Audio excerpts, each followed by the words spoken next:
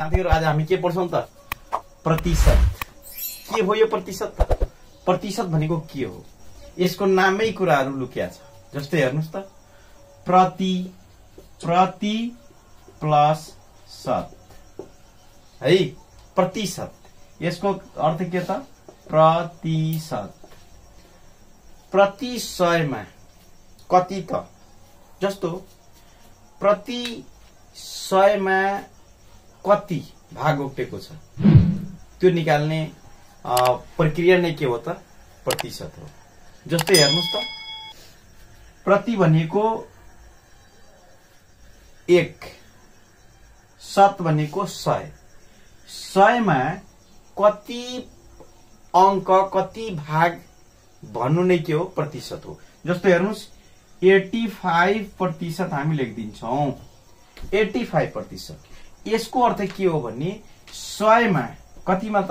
100 मा 100 भाग को 85 भाग नै के हो त? 85% हो। अब यसका बेसिक कुराहरु हामीले बुझ्नु पर्छ। यसका बेसिक कुराहरु के छन् भने हामीले दुईटा कुरालाई मात्र बुझ्नु पर्यो। दुईटा कुरा के छ भने जस्तो हेर्नुस् त कुनै एउटा भिन्न दिएको छ। के दिएको छ? भिन्न दिएको छ।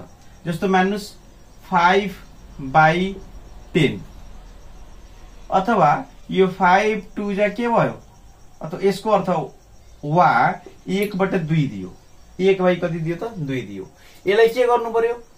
प्रतिशतमा लानु पर्यो। प्रतिशतमा लानको लागि हामीले के गर्नु पर्यो त? 100 ले मल्टिप्लाई गर्नु पर्यो।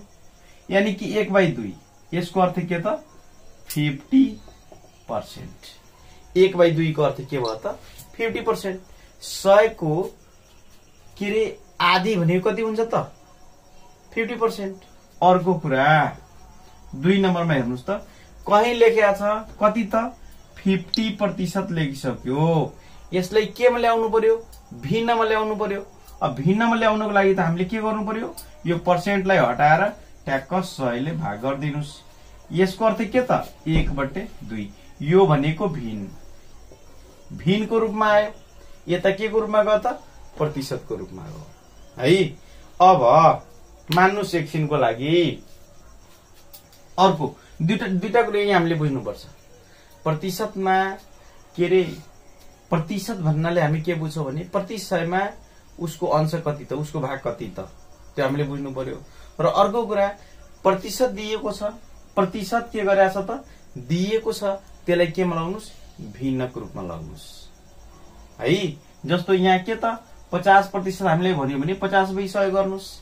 1/2 भिन्न भयो। अब 1/2 दिएको छ। 1/2 दिएको छ। यसलाई पर्सेन्टमा लगाउनुस्। यानी कि के गर्नुस्? 100 ले मल्टिप्लाई गर्नुस्। ट्याक्क 50% आयो। अब हामी केमा जान्छौं त? ठ्याक्क उदाहरणको रूपमा अब हामी बुझ्छौं है। लौ साथीहरु जस्तो प्रश्न भनिदिन्छ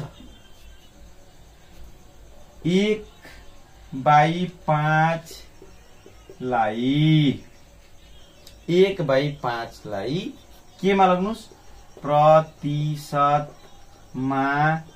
रूपान्तरण गर्नुहोस्